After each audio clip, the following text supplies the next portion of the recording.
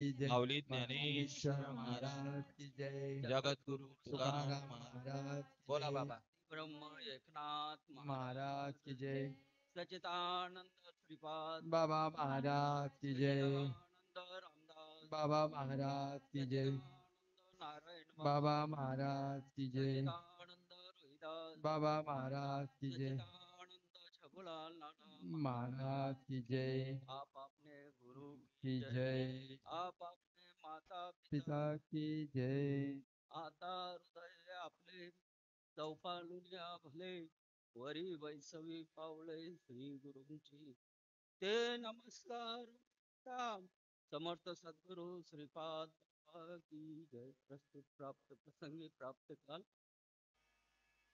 आज आमचे परम स्नेही वैकुंठवासी ब्रह्ममूर्ती नानाबाबांची पुण्यस्मरण सोहळा आणि ह्या सोहळ्यामध्ये आपण उत्कृष्ट सर्वांनी नामाचं दान केलं.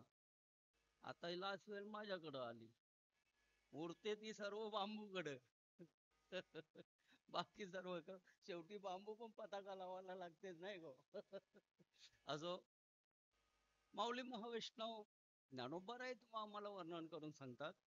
आता हृदय आपले चौफालुन्या भरले वरी बैसवी पावले श्री गुरूंचे. किती जणांना वाटतं आपल्या श्री गुरूंची पावलं आपण हृदयामध्ये बसवायची, तर वर्णन करायचंच आहे?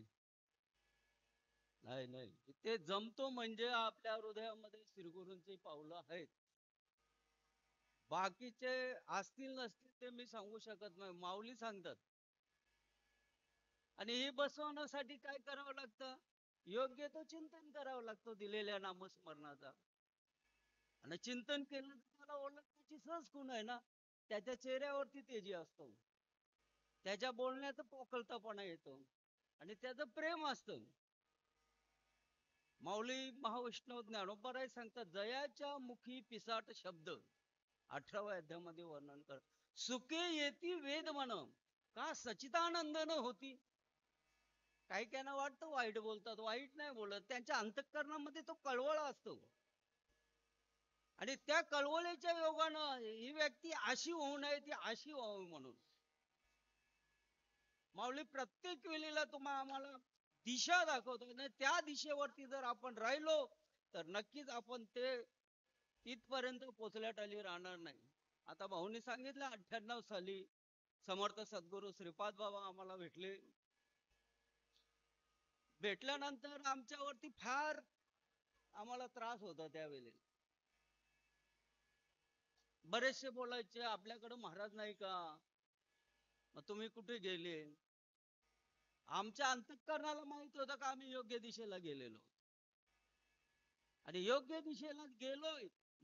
तुकोबारायांच्या युक्तीप्रमाणे येण्याची पंथे चालू जाता न पडे गुंता कोठे काही. अजिबात कुठे गुंता पडत नाही का, तर आपण आपल्या श्रीगुरूंची पावलं आपल्या हृदयामध्ये ठेवलेली, आणि त्या हृदयामध्ये ठेवल्यानंतर आपण त्या श्रीगुरूंचं स्मरण करतो. माऊली ज्ञानोबा सांगतात, एरवी तरी मी मूर्ख.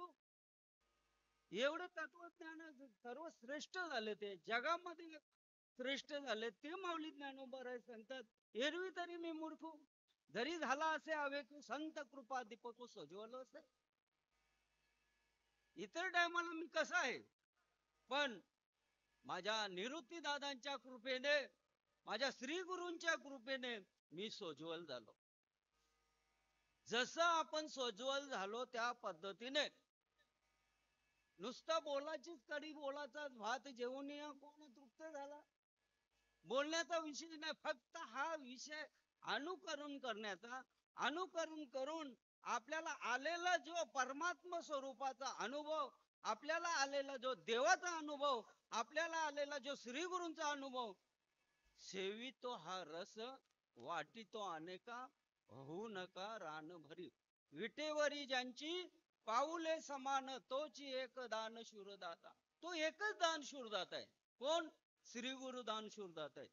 मग अशी माझ्या ताईने सांगितलं, आई वडिलांनी आम्हाला बाहेर जाऊ दिलं नाही, मग माझ्या श्री गुरुनं सर्व गाव माझ्यासाठी ठेवले मोकळे. ही कोणाची कृपा? समर्थ सद्गुरू रामदास बाबांची कृपा. रामदास बाबा सांगायचे माझ्या ताईंना पुढे घ्या, माझ्या ताईंना पुढे घ्या. काय भाऊ बोलायचे का नाही? माझ्या ताईंना पुढे घ्या. आज ताईंना पुढे घेत नाही. एकच संप्रदाय ताईंना पुढे घेण्याचा, तो आनंद संप्रदाय. आणि याच संप्रदायामध्ये माझ्या ताईनं पुढे आणलेलं आहे.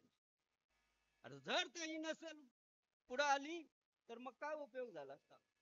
अरे नारी नारी मत कहो यारो, नारी है रतन की खान, जिस नारी से गोद में पैदा हुआ भीष्म बली हनुमान. बाबा सांगायचे त्यांना फार मोठं ज्ञान आहे, पण आपण त्याला झाकून ठेवलेलं आहे.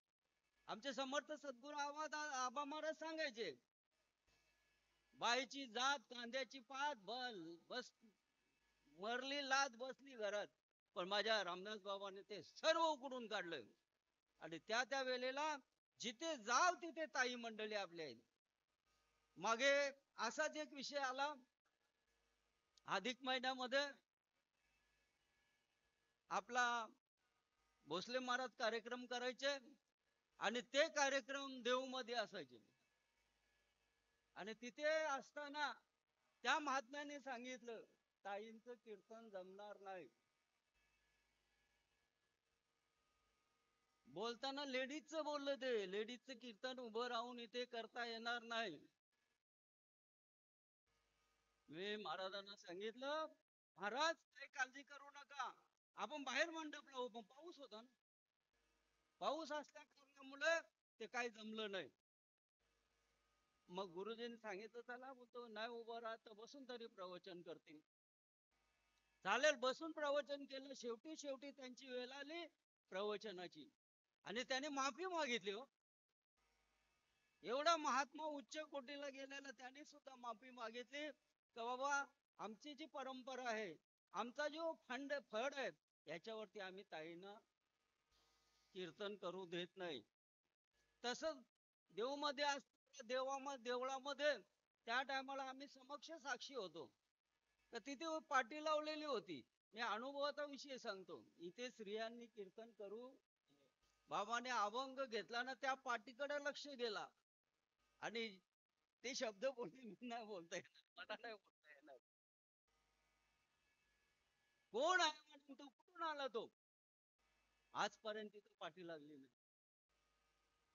म्हणजे एवढं संतांचा महिमा बहुदुर्गम, शाब्दिकांचे काम नाही.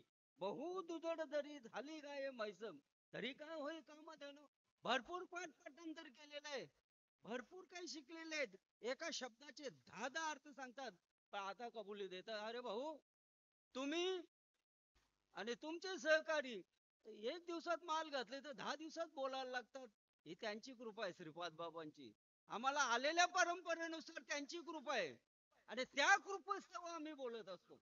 आमचं काय आहे, तुम्ही मी करतो असं बोलतो म्हणून तुम्ही बस जमत नाही तुम्हाला. पण त्याला परमात्म्याचा अनुभव पाहिजे, अनादी काळाचा असलेला नामचिंतन असायला पाहिजे आणि तो आपल्याला दिला पाहिजे. आणि जर नसेल दिला तर काही उपयोग नाही.